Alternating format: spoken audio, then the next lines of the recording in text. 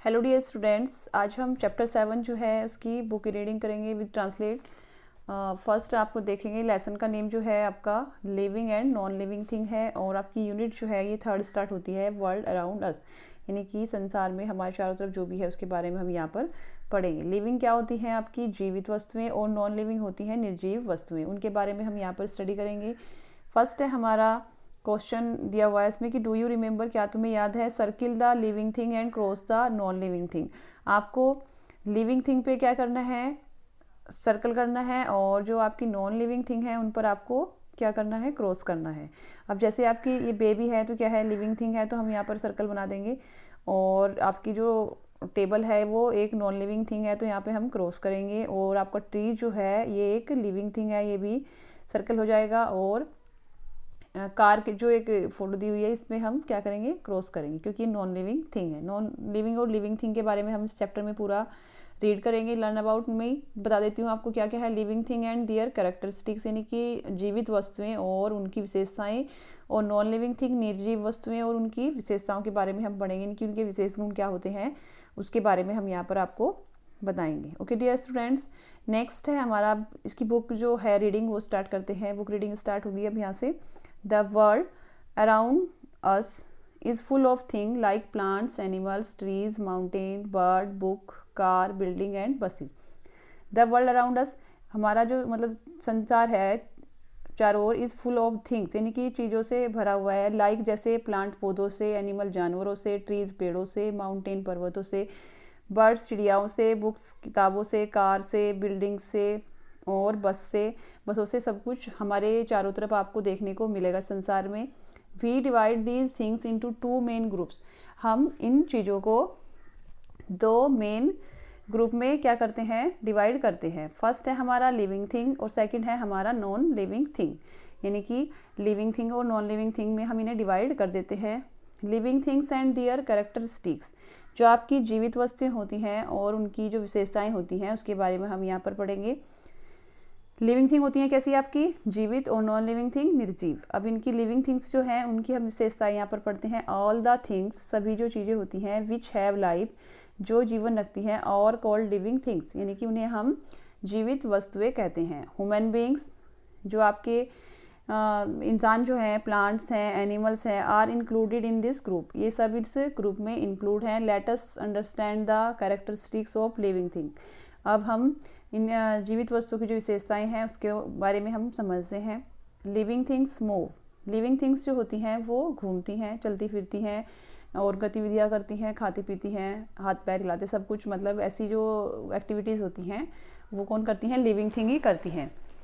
The moment in living thing is one of the characteristic that so they are live, the moment, गतिविधियाँ in living thing, जीवित वस्तुएं, is one of the characteristic, एक विशेषता होती है, that so they are live, यानी कि ये जीवित है, ये मतलब जो गतिविधि करने की एक जो विशेषता होती है वो क्या शो करती है कि ये जीवित है। ह्यूमन बीइंग कैन रन, आदमी जो है वो दौड़ सकता है, घूम सकता है, ईटीसी आदि। Animal move from one place to another, जानवर जो है वो एक स्थान से दूसरे स्थान पर जा सकते हैं। In search of food and shelter, यानी कि अपने भोजन की तलाश के लिए और अपने रहने के लिए स्थान देखने के लिए या आश्रय देखने के लिए एक स्थान से दूसरे स्थान पर जाते हैं।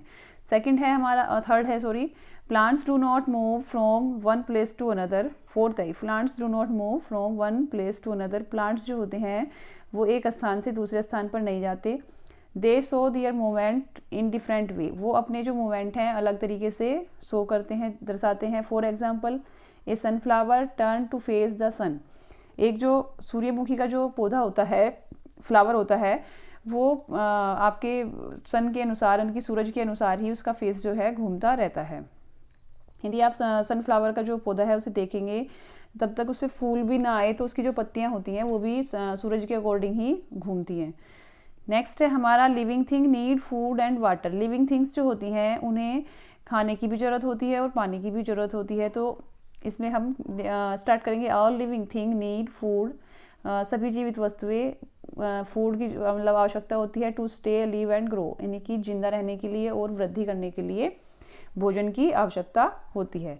सेकंड है हमारा, food gives energy to living thing to perform all function, food जो है, भोजन जो है, हमें एनर्जी देता है to living things to perform all function, यानी कि हमारे जितने भी फंक्शन हैं, हमारे काम करते हैं हम, तो उन्हें सबको परफॉर्म करने के लिए हमें एनर्जी भी देता है खाना। Animal gate their food from plant and other animals.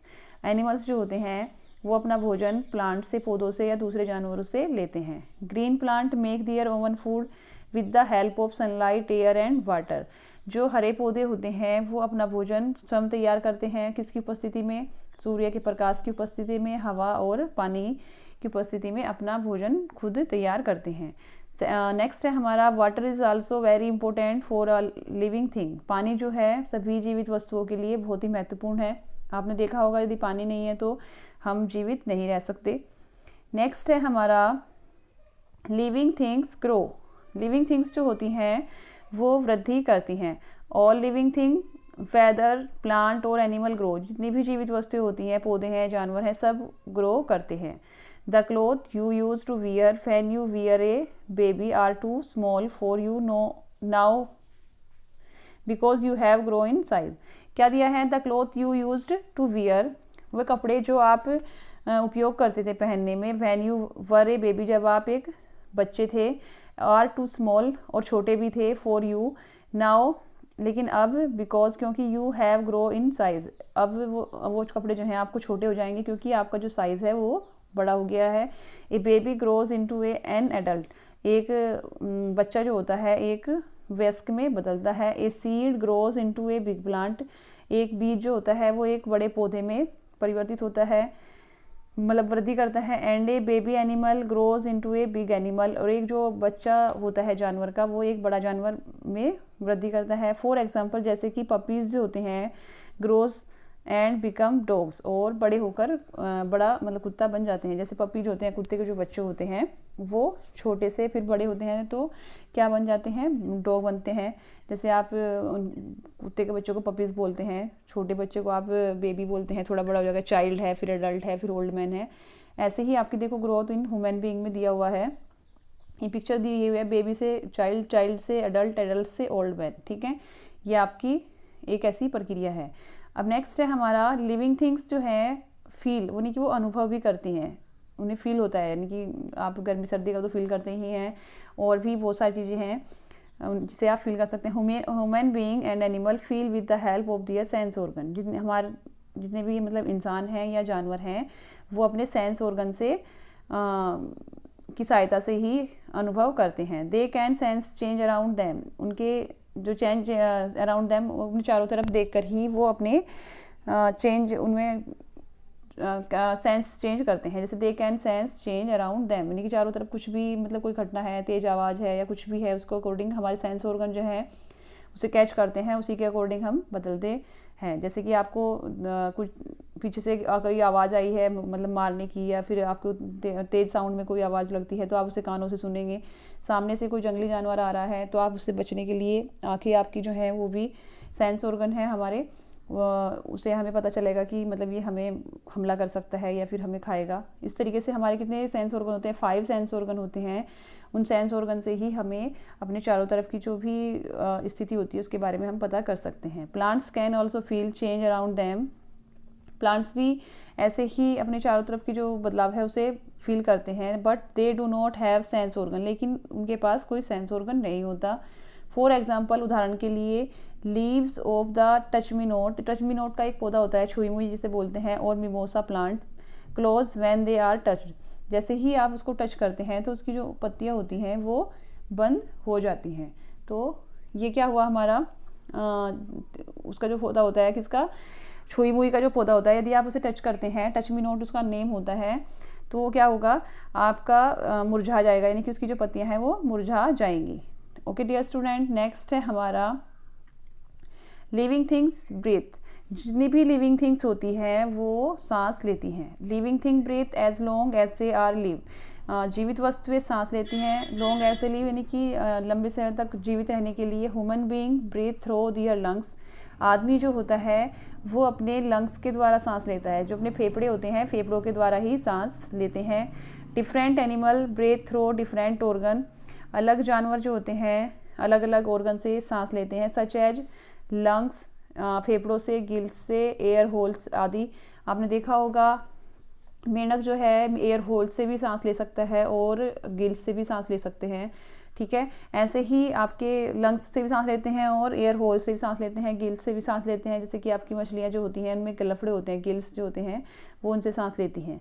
Plants breathe through tiny pores, plants जो होते हैं वो छोटे जो छिद्र होते हैं, रोम के जो छिद्र होते हैं पौधे के अंदर ऊपर, दियर लीव्स, उनकी पत्तियों के ऊपर, कार्ड स्टोमेटा, जिन्हें हम स्टोमेटा भी कहते हैं, रंध्र भी कहते हैं, वो क्या होते हैं, हमारे पोर्स होते हैं, टीनी पोर्स होते हैं, रोए के जो छिद्र होते हैं उन्हें हम स्टोमेटा कहते हैं। ओके डियर स्टूडेंट, प्लांट्स जो होते हैं किससे सांस लेते हैं, स्टोमेटा से, यानी कि टीनी पोर्स जो होते हैं उनसे सांस लेते हैं।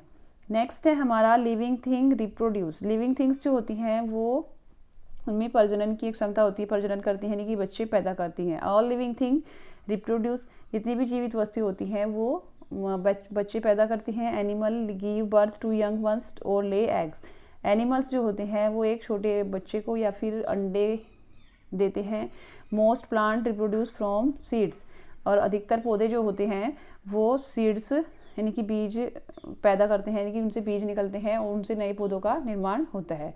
ओके डियर स्टूडेंट्स, जब तक आप इस चैप्टर को यहीं तक रीड एंड ट्रांसलेट करेंगे और अच्छे से 2-3 बार जब आपसे ट्रांसलेट करेंगे तो ये अच्छे से समझ भी आ जाएगा। और जो भी कोई प्रॉब्लम है तो नेक्स्ट टाइम जब क्लासेस ओपन होंगी तो उसमें हम सोल्व करेंगे।